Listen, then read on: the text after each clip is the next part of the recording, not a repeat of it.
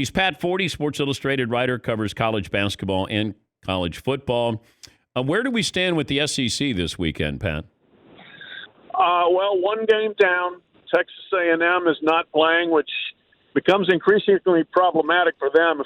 Hopefully they can reschedule because they're a playoff contender, and this would be two games that they haven't played so far. Maybe they can get them both in. Everywhere else is kind of like hold your breath and see. Usually, Dan, if you have a 1 week problem, it's a 2 week problem. So we'll see if any of these other games are going to get canceled after 4 of them last week. But, so far that's the only one that's been announced. And how many games we see in the Big Ten, and that if you miss 2 games, then you're not going to be able to qualify for the Big Ten championship, I believe. But, the SEC built in a little bit of breathing space, but, how much breathing space do you have before a game actually gets canceled, not postponed? Yeah, we're running out of it for sure. There's going to be some teams that probably will not play the full complement of games. What they've been looking at with some of them is trying to schedule them on December 19th, which is the date of the SEC championship. But if you're not playing in that, you could still play a game. Like for now, I think they're looking at Georgia at Missouri on December 19th, in a game that, boy, the Bulldogs should just be rife with motivation for, because they'd be out of championship contention, out of playoff contention, and get to go play in the coldest town in the SEC in a game that doesn't matter at all. Are we headed for Florida, Alabama, SEC title game? Yeah, I think it's almost inevitable at this point. Like Florida, both teams would really have to screw it up. They'd have to lose twice, most likely, because they've won the head-to-head against their closest pursuer. Alabama blew out Texas A&M. Florida blew out Georgia, so they would have to lose twice. So, yeah, we're looking at that, and basically I think that's winner gets into the playoff, and possibly even loser gets in. If Alabama's undefeated, Florida has one loss, and Florida wins, I think there's a chance they both go. And I don't know if the Heisman comes down to Florida, Alabama for the SEC title with Kyle Trask and Mac Jones. Could it hinge on that? It's entirely possible. We'll see where things stand with the rest of the country, where Trevor Lawrence is, where Justin Fields is, and even where Zach Wilson from BYU is. But, yeah, that game figures to be a crazy shootout if it's Alabama-Florida. That's not going to be Pat Dye against Bear Bryant SEC. That's going to be like 49-42. So that would be a big showcase game for those two quarterbacks. I don't know if I'm overstating this, but, Gene Chizik got that 1-year honeymoon at Auburn when he won a national title. Is Ed Orgeron in that 1-year honeymoon period? Is he on a warm seat at all at LSU? Well, there's definitely some similarities there in terms of like the precipitous drop-off. I think he is recruited too well for this to be a long-term situation. They should bounce back, but they are really bad this year. And they've got a lot of other stuff going on there. Obviously, they've got an NCAA investigation that includes football, not necessarily for anything that happened while Orgeron was the head coach, but they've got that. And then, the USA Today report this week was very disturbing about the number of, alleged sexual assaults and other incidents regarding women there, that some of which involve football players. So things are definitely not trending the right direction for Ed Orgeron after the year when every single thing went right. He's Pat Forde, Sports Illustrated writer covering college basketball, college football. Had a column yesterday where you're not giving mulligans to some of these coaches based off what's going on with COVID. Run down the list of those coaches who don't get mulligans. Yeah, obviously Will Muschamp sure didn't. He's out, and even if it's going to cost South Carolina $13 million for him to leave. Wow.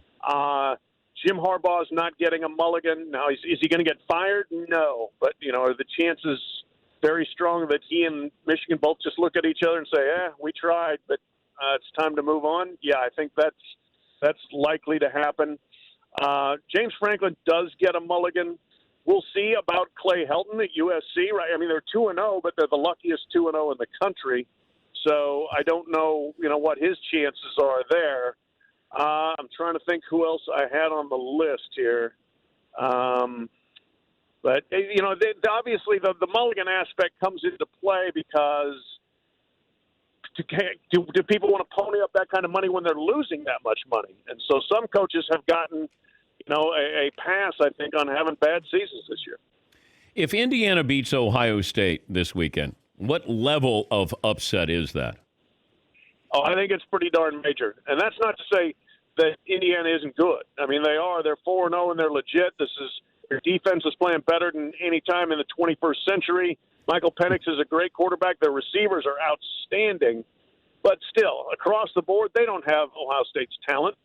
They don't have Ohio State's experience in these situations. There's just nothing from a 35,000-foot view. There's no reason for Indiana football to walk into Columbus and beat Ohio State.